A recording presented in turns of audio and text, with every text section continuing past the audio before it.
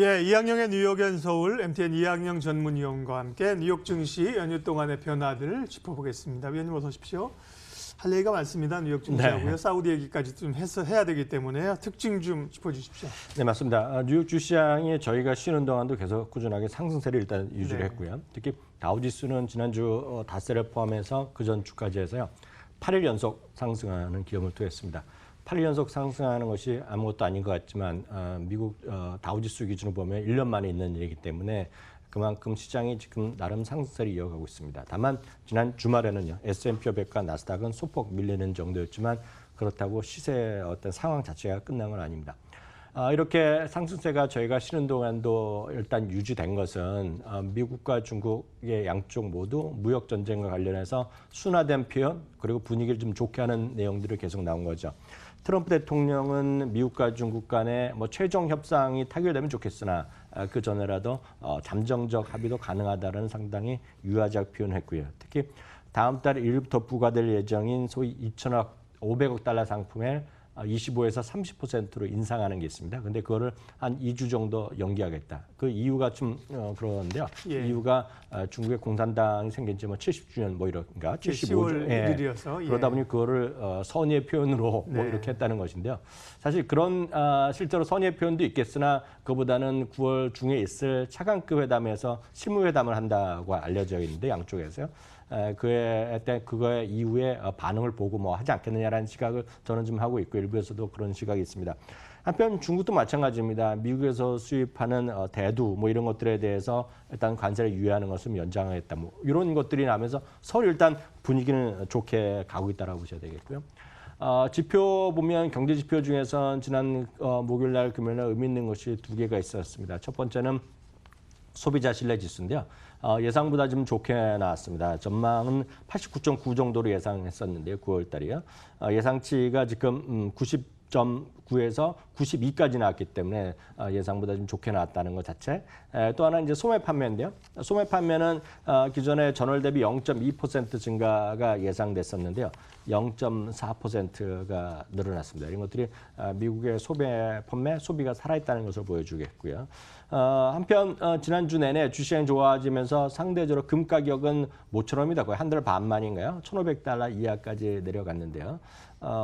모르겠습니다. 유가도 마찬가지로 유가도 시장이 금요일에 열릴 때까지는 유가도 일단 안정된 것이 맞는데 문제는 바로 앞서 말씀하셨고 뉴스에도 워낙 많이 집중적으로 보도되는 것이 바로 얘기하셨던 사우디에 대한 드론이 공격이 한 10여 대가 가서 폭격을 한 거 아닙니까? 뉴스 많이 라이브로 보신 분 계실 텐데요. 결론이 이겁니다. 500만 배럴 정도가 타격을 받았다는 얘기가 되겠고요. 500만 배럴이면 전 세계 5% 정도 생산량이기 때문에 일정 영향이 있을 거라는 얘기입니다. 그래서 이미 시장이 열리기 전에 예를 들어 라피달 에너지 그룹에서는 최소한 10달러 정도 이상의 유가의 상승, 배럴당 상승을 얘기하고 있고요. 물론 더 이상 갈 수도 있다라는 주장도 있습니다. 일부에서는 이것이 100달러로 가는 길이다 얘기하는데요. 그건 너무 심한 얘기 같고요. 어찌되었건 그런 분석이 있었는데요. 잠시 전에 우리나라 시간을 보면 1시간 반 전에 일단 선물 시장이 열리기 시작했는데요.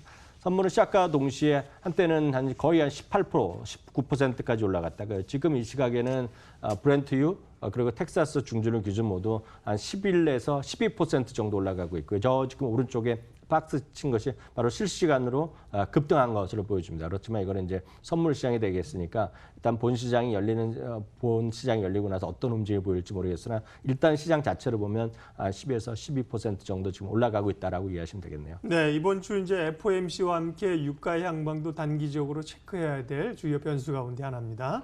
지난주에 그 뉴욕 증시 흐름 자체가 이제 성장주에서 가치주로 좀 이제 바뀌고 있다 그런 시각들이 있다고 말씀해 주셨잖아요. 네네. 물론 이제 성장주와 가치주의 개념을 우리하고 좀 다르다고 말씀하셨는데 네. 그런 흐름들이 좀 이어졌습니까? 네, 맞습니다. 지난주 내내 이어지는 그런 흐름이었고요. 요즘 미국에서 최대의 화두는 로테이션이란 말이 제일 많이 나옵니다. 그것이 어떤 그 성장주에서 가치주라고 표현해도 되고, 우리로 얘기하면 순환매. 네, 순환매가 예. 정확한 표현이 예. 되겠죠. 그리고 그 안에서 보면 그런 것보다는 많이 올라간 것이 주고 네, 좀 덜 올라간 것이 올라가는 그걸 로테이션으로 표현할 수도 있겠고요. 뭐 여러 가지 얘기가 있는데 그런 관점에서 주간 단위로 몇 가지 정리해 보면 특징적인 걸 아실 수 있어 보입니다. 주간 단위를 보면요. 나스닥이 한 1% 가까이 올라갔습니다. 다우가 한 1.6% 올라갔는데 다우는 다른 것 대비 금융주의 비중이 많습니다. 그리고 에너지 비중이 상대적으로 있기 때문에 다우가 1.6% 올라갔고요. S&P 500도 한 1% 가까이 올라갔는데요. 여기서 빠진 것이 러셀 2000입니다. 러셀 2000은 상대적으로 시가총액 1000등부터 3000등까지라고 보시면 되기 때문에 시가총액 큰 거 S&P 500이 1% 올라갔을 때 러셀 2000이 한 5% 올라간 것은 그만큼 상대적으로 또 하나 비교로는 아주 큰 것보다는 중소형주가 상대적으로 강한 것이 지난 한 주간의 큰 흐름이 되겠고요. 2019년 들어서 가장 강했던 것은 여러분들 잘 아시다시피 기술주와 부동산이었습니다. 예. 그것이 아래에 있는 빨간 게 두 개가 그것이 상대적으로 약했다는 얘기가 되겠고요. 에너지와 금융주는 어떤 많은 사람이 어떻게 표현하는 간에 그것들이 두 개가 소위 가치주의 영역이라는 걸 많이들 얘기하거든요. 그래서 그것들이 좀 올라간 모습으로 보여주겠습니다. 가치주와 성장주를 ETF로 하나 표현해둔 것은 블랙락에서 표현하는 것인데요. 러셀 1000 주식, 1등부터 1000등까지 있는 주식 중에서 소위 가치주는 이렇게 주가가 급반등하는 모습 보여주고 있고요. 그 다음은 이제 성장 섹터가 되겠는데요. 성장주는 고점에서 지금 약간 흘러내리는 그런 모습을 보이고 있습니다. 다시 한번 확인드리지만 러셀 2000이 5% 가까이 올라간 것, 그리고 S&P 500이 저는 한 주간에 1% 정도 올라갔습니다. 종목으로 보면 몇 가지 보면 가장 특징적인 것은 역시 JP모건이 되겠죠. JP모건이 지난 금요일 날 다시 한번 사상 최고까지 기록했고요. 지난 한 주는 역시 가장 큰 특징주 중에 하나는 엘리엇 자산의 우정에서 도전 AT&T가 올라갔다는 거. 그리고 역시 올해 들어서 가장 강했던 주식이자 시가총액 1위, 그만큼 큰 주식이죠.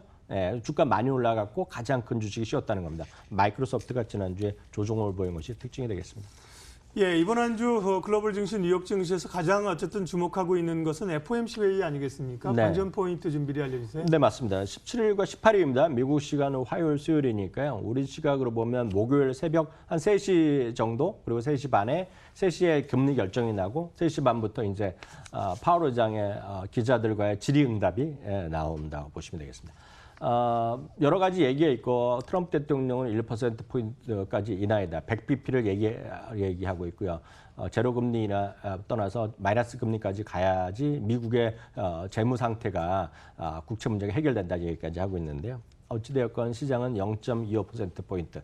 그러니까 트럼프 대통령의 시각과는 다른 25bp 정도의 금리 인하만 얘기를 하고 있습니다.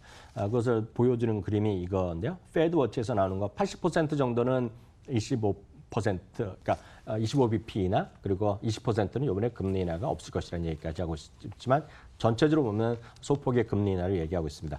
그럼 그 다음에 중요한 것은 뭐라고 말할지란 거죠. 그렇지만 트럼프 대통령이 원하는 말이 나올 가능성은 크지 않습니다. 그걸 관련해서 지금 예를 들어서 스테이트 스트리트는 S&P 500의 대표 지수 스파이를 운영하는 바로 그것이 되겠는데요.